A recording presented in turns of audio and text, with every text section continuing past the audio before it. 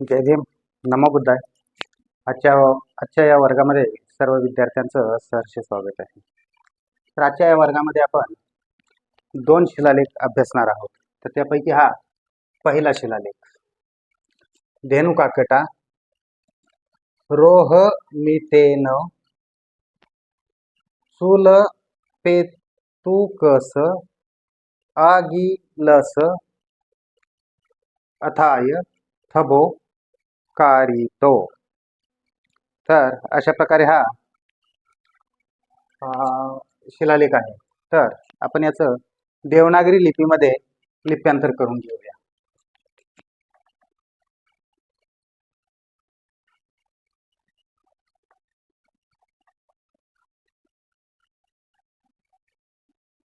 धेनु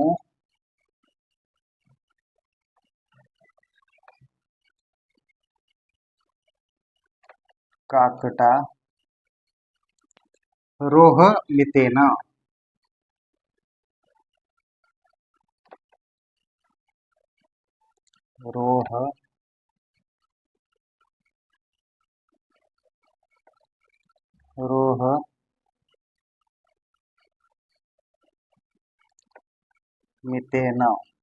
रोहमितेन सुलपेतुकस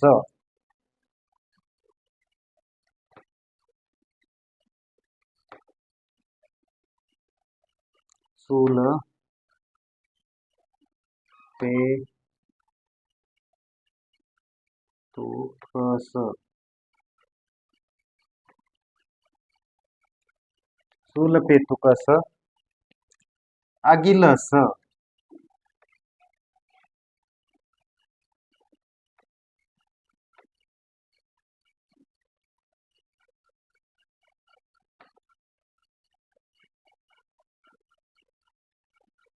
आगिलस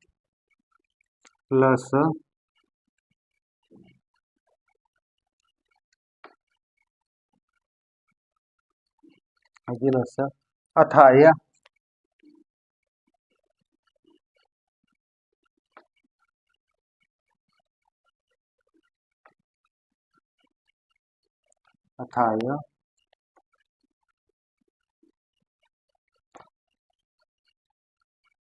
थबो कारितो.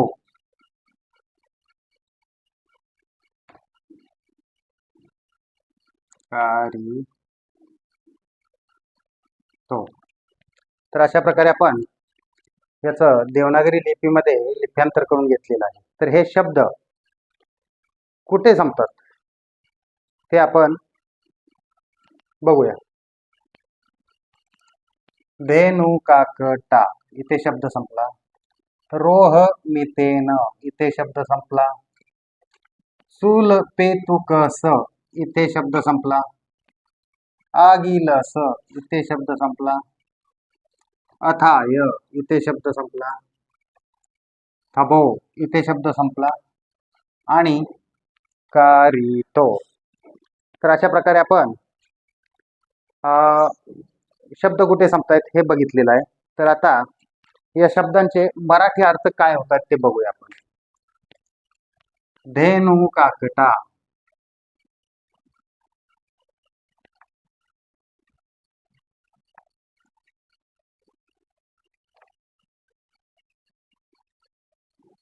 धेनुकाकटा हा शब्द आपल्या बरेच वेळा लिखाणात आलाय, वाचनात आलेला आहे. अनेक शिलालेखांमध्ये याचा उल्लेख आहे. धेनुकाकटा म्हणजे आजचं डहाणू हे शहर आहे.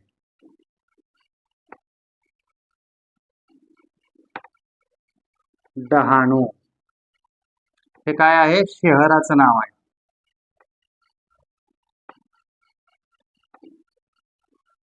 शहराचे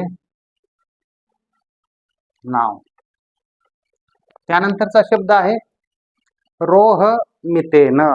त्यानंतरचा शब्द आहे रोहमितेन.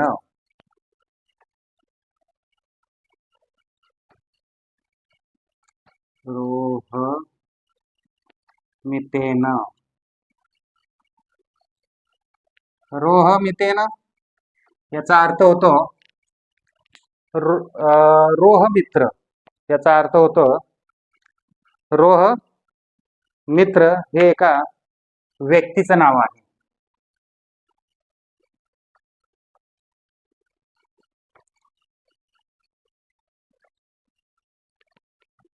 रोह मित्र हे काय आहे? व्यक्तीचे नाव आहे.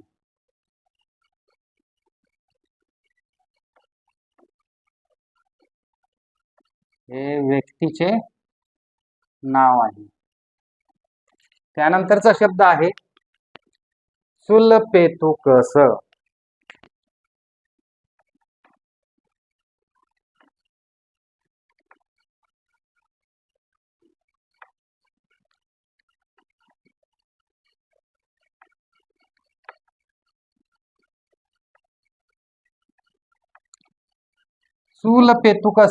सुलपेतुकस म्हणजे हे एखाद्या ठिकाणाचं नाव आहे, म्हणजे ते एका शहराचं नाव आहे. तर याचा आता मराठी अर्थ होतो चूलपेतू.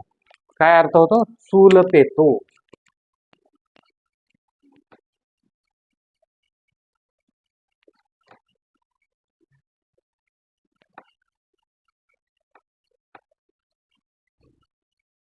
चूलपेतू हे काय आहे? शहराचं नाव आहे.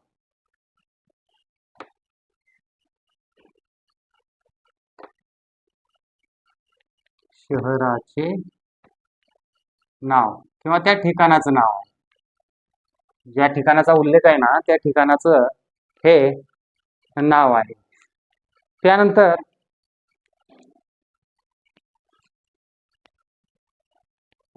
चुलपेतुकस आगिलस. त्यानंतर आगिलस म्हणजे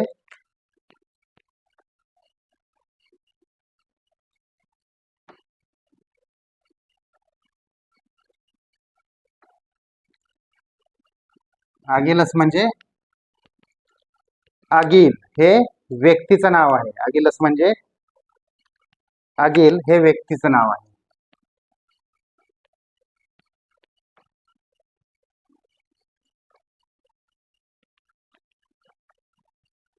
हे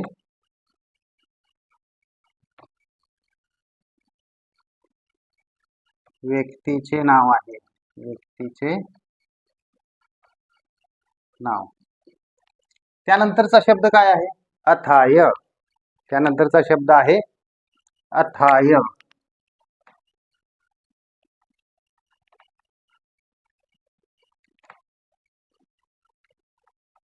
अथाय अथाय म्हणजे त्यासाठी. अथायचा मराठी अर्थ होतो त्यासाठी.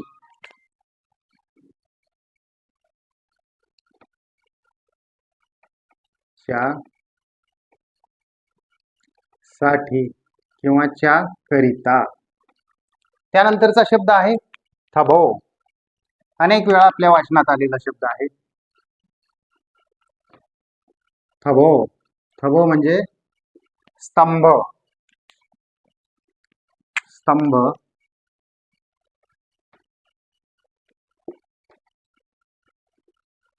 आणि शेवटचा शब्द आहे कारितो. शेवटचा शब्द आहे कारितो.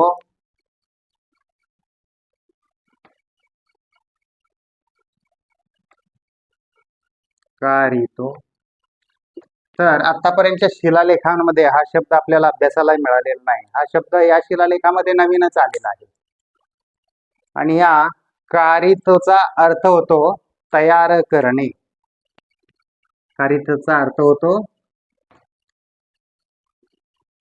तयार करणे. बघा, आजच्या शिलालेखामध्ये 2 शहरांची नावं आलेली आहेत, 2 व्यक्तींची नावं आलेली आहेत, आणि हा एक नवीन शब्द आपल्याला आजच्या शिलालेखात अभ्यासायला मिळतोय. कारितो म्हणजे तयार करणे. तर या शिलालेखाचा मराठी अर्थ काय होतोय ते बघूया.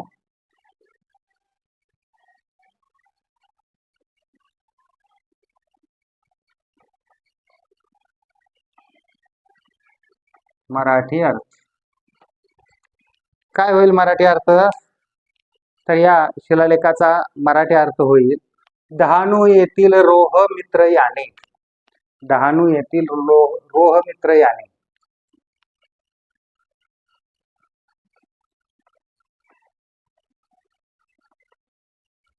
डहाणू येथील कोण आहे रोहमित्र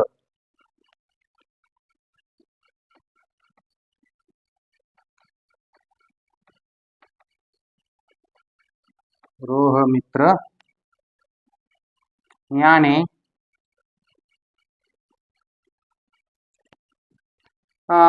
सुलपेतू येथील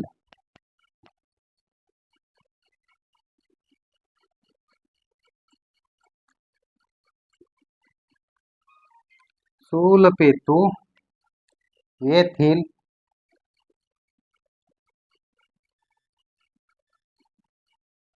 सुलपेतू येथील कोण आहे अगिल कोण आहे अगिल सुलपेतू येथील रहिवासी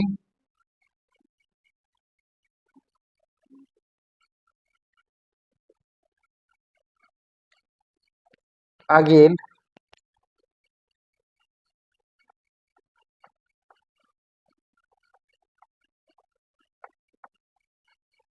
अगिल नावाच्या व्यक्तीसाठी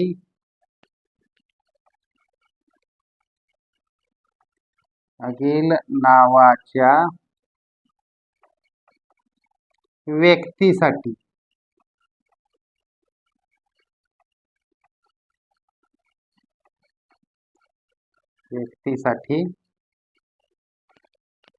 काय केलेलं आहे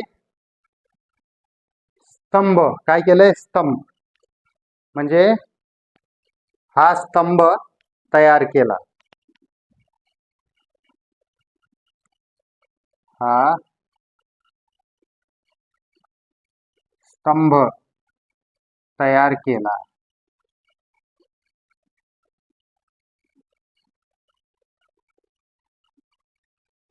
तर अशा प्रकारे आपण आजच्या पाठातील पहिला शिलालेख अभ्यासलेला आहे तर लगेचच आपण दुसरा शिलालेख घेत आहोत जय भीम नमो बुद्धाय तर आजच्या या पाठात आपण पहिला शिलालेख अभ्यासलेला आहे तर हा दुसरा शिलालेख आपण अभ्यासूया बघूया काय लिहिलंय या शिलालेखामध्ये धेनुकाकटा मीठी दस वेजस थबोदान सहा भारियाय जयमिताये सहा पुतेहि भयभूतीना जेबुभूतीना च वसुमितायच सह वसुमितायच तर आता याचा आपण देवनागरी लिपीमध्ये लिप्यांतर करून घेऊया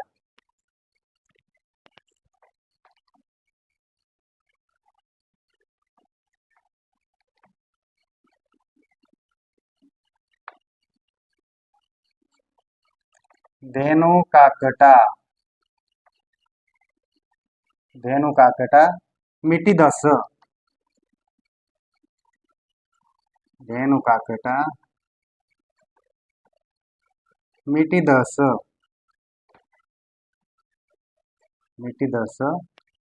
वेजस वेजस वेजस वेजस थबोदान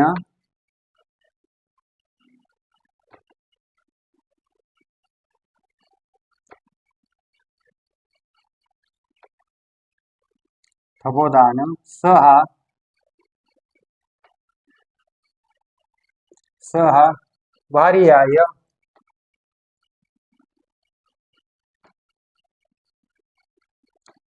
भारियाय भारियाय जयमिताये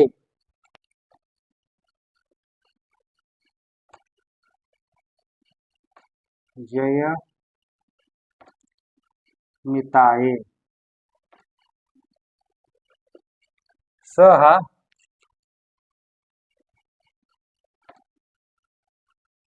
स हा पुतेही.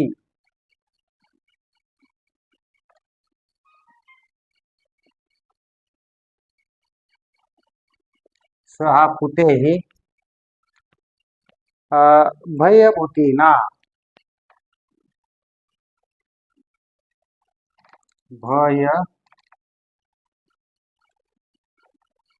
भयभूतीना. भयभूतीना. जेबूभूतीना.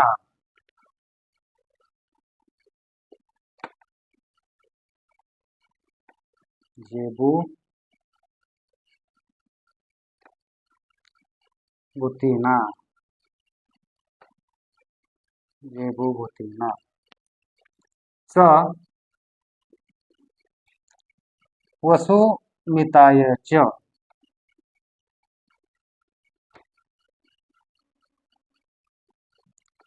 वसुमिताय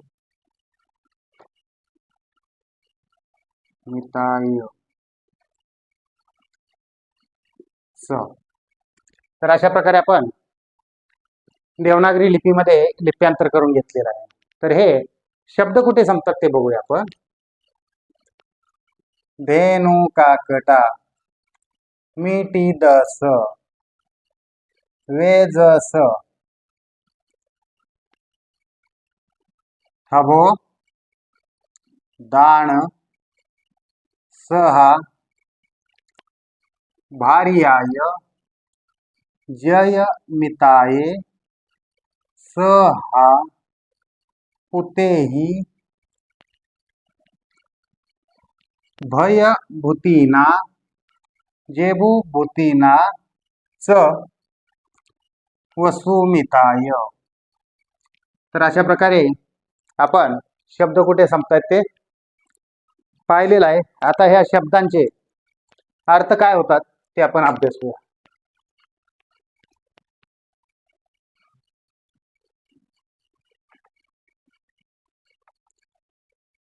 धेनु काकटा म्हणजे आजचे डहाणू हे शहर. आजचे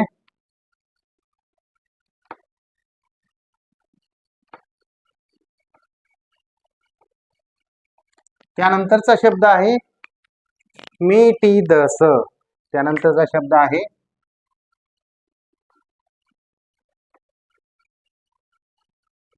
मिटी दस. मिटी दस याचा अर्थ काय होतो. मिटीदास हे एका व्यक्तीचं नाव आहे.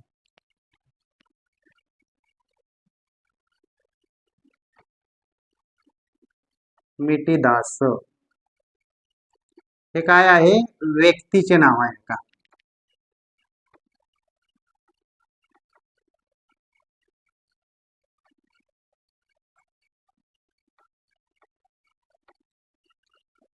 व्यक्तीचे नाव आहे. त्यानंतरचा शब्द काय आहे तर वेजस. त्यानंतरचा शब्द आहे वेजस.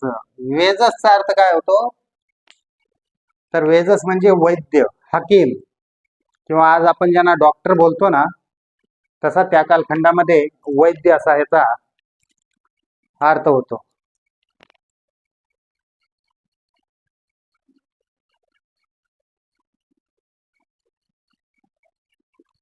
त्यानंतरचा शब्द काय आहे थबो. थबो हा कॉमन शब्द आहे. आपण अनेक वेळा अभ्यासलेला आहे. थबो. थबो म्हणजे स्तंभ. थबो म्हणजे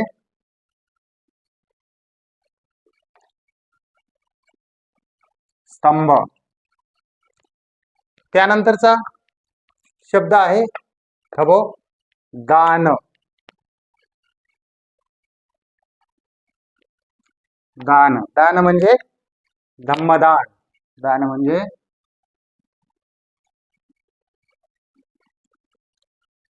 धम्मदान. त्यानंतरचा शब्द काय आहे? सहा.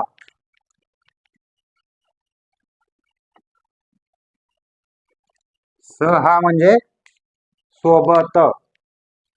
सहा म्हणजे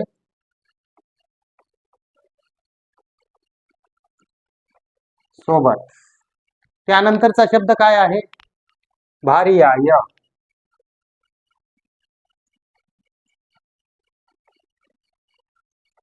भार्याय.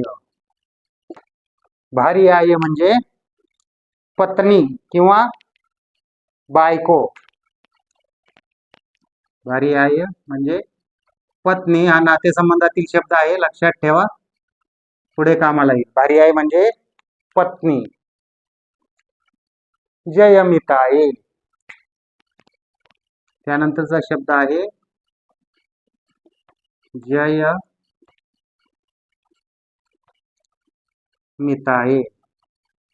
जयमिताये म्हणजे जयमिता हे स्त्रीचं नाव आहे. काय आहे? जयमिता. जयमिता स्त्रीचे नाव आहे. जयमिता हे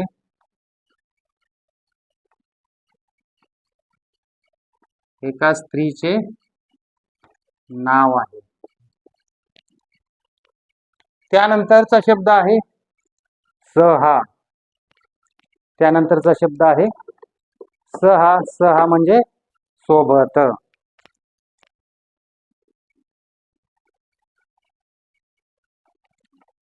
सहा म्हणजे सोबत.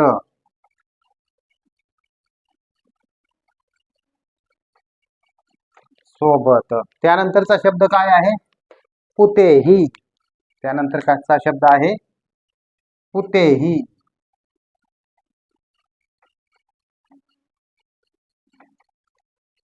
पुतेही. आता या पुतेहीचा अर्थ होतो मुले. हा अनेकवचनी शब्द आहे, कारण याला ही प्रत्यय लागलाय. पुतेही म्हणजे अनेक मुलं. पुतेही मुले. हा अनेकवचनी शब्द आहे. अनेक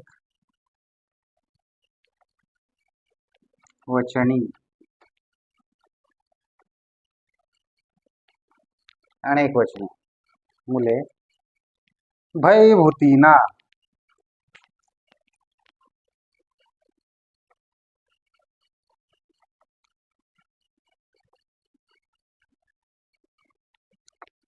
भयभूतीना. भयभूतीना म्हणजे भयभूती.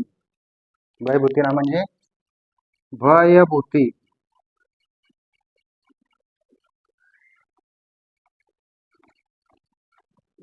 भयभूती हे सुद्धा व्यक्तीचं नाव आहे.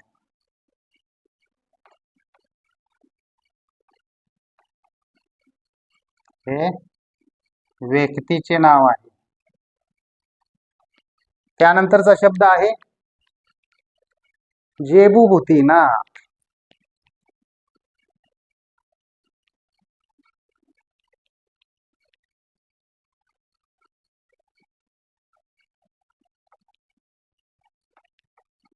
जेबूभूतीना म्हणजे जेबूभूतीनाचा अर्थ होईल जेबू भूती. जेबूभूती.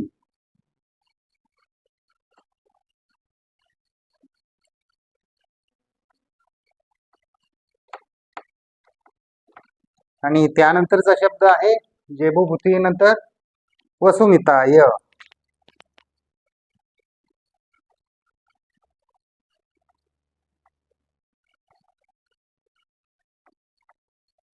वसुमिताय शेवटी य आलेला आहे, म्हणजे हे स्त्रीचं नाव आहे.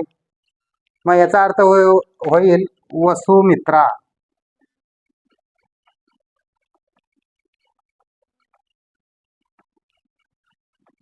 याचा अर्थ होईल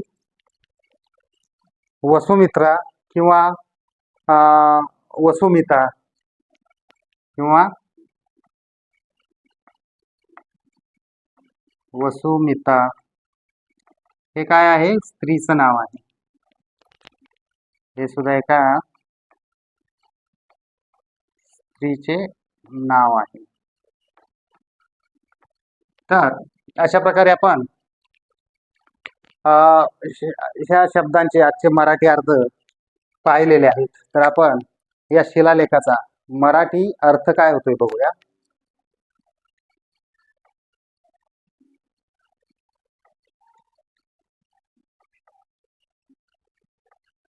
मराठी अर्थ काय होईल? डहाणू येथील वैद्य.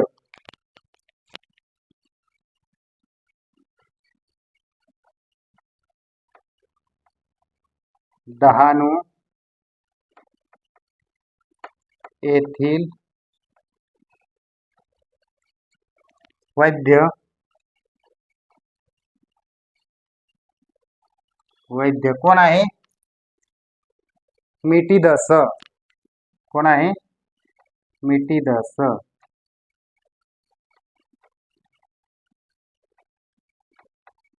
मिठीदस याने आपली पत्नी.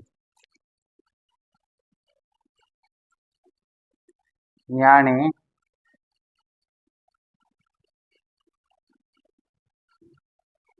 आपली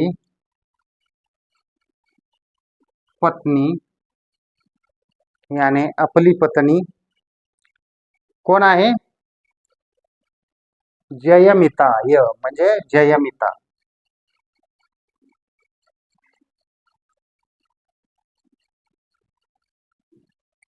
जयमिता सोबत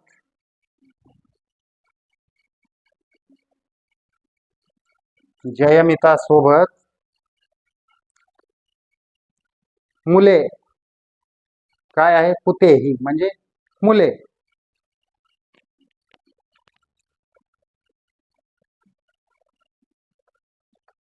मुले कोण आहेत? पुतेही मुले कोण आहे? भयभूती. मुले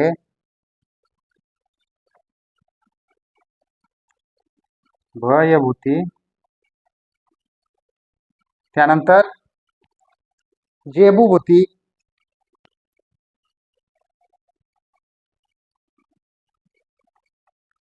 जेबूभूती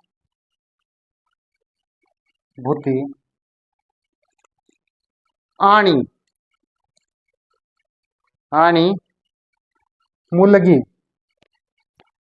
काय? वसुमिता.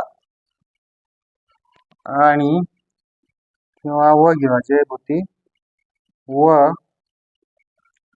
मुलगी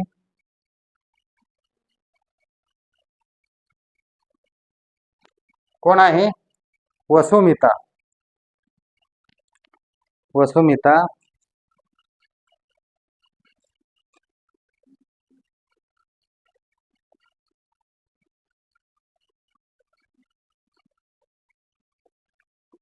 वसुमिता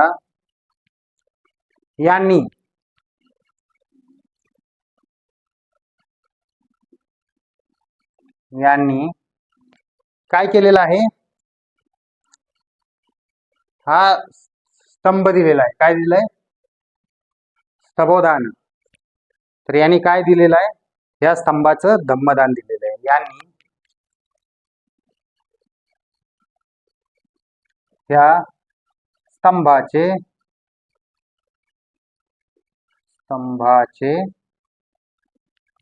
धम्मदान दिले.